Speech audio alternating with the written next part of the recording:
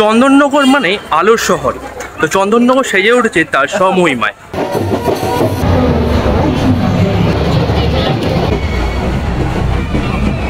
বাংলার সব থেকে বড় বিসর্জনী শোভা। হ্যাঁ, এই বাংলায় এত বড় বিসর্জনী শোভাযাত্রা আগে কখনোই দেখেনি।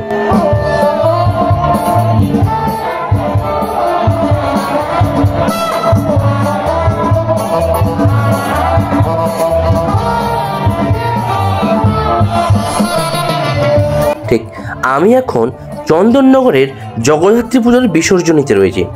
যদিও এই বিসর্জনীর পার্ট 1-এর ভিডিও আমি আগের ভিডিওতে ছেড়ে দিয়েছি, যদি না দেখে থাকেন তো এন্ড স্ক্রিনে রইল, গিয়ে দেখে নিতে পারেন। তো আজকের এই পার্ট 2-র ভিডিওতে আরও বেশ কয়েকটি পুজো মণ্ডপে তাদের যে থিম বা তাদের যে প্রশাসন, তাদের যে লাইটিংয়ের কাজগুলো তুলে ধরেছে সেগুলো আপনাদের জন্য তুলে ধরবো। তো এখানে বিসর্জনী শোভাযাত্রা কতটা পরিমাণে ভালো হয় সেটা আজকের এই ভিডিওতে আপনারা কিছুটা হলেও আন্দাজ করতে পারবেন। তো চলুন একে একে আপনাদের এই বিসর্জনী প্রসেশন বা বিসর্জনী শোভাযাত্রাগুলো আপনাদের তুলে ধরি, আর আপনারা একে একে করে দেখতে থাকুন। আলোর দ্বারা কত কিছুই না করা সম্ভব, সেটা এই মণ্ডপটাকে না দেখলে বুঝতে পারতেন না। অর্থাৎ এই যে প্রশাসনিক শোভাযাত্রার যে এই লাইটিং বা ট্যাবলোটা করেছে দেখুন, অসাধারণ। সামনে দুটো ঘোড়া রয়েছে, আর উপরে রাজার মতো সিংহাসন করা রয়েছে, আর পুরোটাই মানে লাইট দিয়ে সাজানো, অসাধারণ। আর নিচে দেখুন চাকা ঘুরছে, এই চাকাটাও পুরোটাই লাইটিং। দেখুন তারপরে পেছনের ট্যাবলোটা, উফ, এই ট্যাবলোতে দুদিকে দুটো হাঁস রয়েছে, এই বড় বড় দুটো হাঁস, কি সুন্দর ফুটিয়ে তোলা হয়েছে। দেখুন পুরো মনে হচ্ছে সত্যিকারের হাঁস। মানে লাইটের দ্বারা যে এত কিছু করা সম্ভব সেটা চন্দননগরই করে দেখিয়েছে। চলুন একে একে ট্যাবলোগুলো দেখি। আর পেছনের ট্যাবলোটা আশা করি আপনাদের লক্ষ্য পড়েছে। হ্যাঁ, সেই এই পেছনের ট্যাবলো যেখানে দুটো ময়ূর রয়েছে, কি অসাধারণ লাগছে দেখুন। মানে দূর থেকে দুটো ময়ূর যখন পেখম নেড়ে দাঁড়িয়েছে, মনে হচ্ছে রিয়াল একদম লাগছে। আর মাথার উপরে একটা প্রদীপ রয়েছে, উফ, সেরা। এক কথায় চন্দননগর সেরা। বিসর্জনের জন্য কোনো কথাই হবে না এখানকার বিসর্জনের সঙ্গে। আর দেখুন পেছনে সবশেষে মা রয়েছে, এবং দেখুন মায়ের কাছেও একটা চমক, কিছু না কিছু থাকবেই থাকবে। তো এই এত বড় মা, প্রায় নাই করে 25 ফুট তো হবে উচ্চতা। এবার পেছনে দেখুন এই যে লাইটিংয়ের মালা, হ্যাঁ, এই যে মালাটা হয় সেখানে লাইট দিলে এত সুন্দর ফুটে ওঠে।